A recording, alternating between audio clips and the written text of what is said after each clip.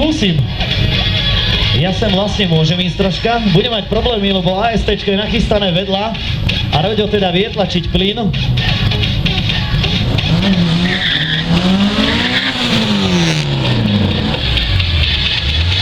Aký tam máme motor? 1.6?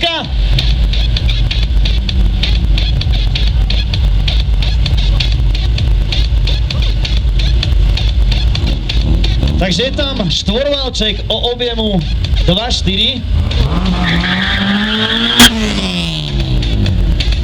A Roďová DC2 ešte stále na predaj niečo, cena okolo 7 000 eur. Nikdy nejazdená závodne, len na nákupy do Bily a rýchlo naspäť.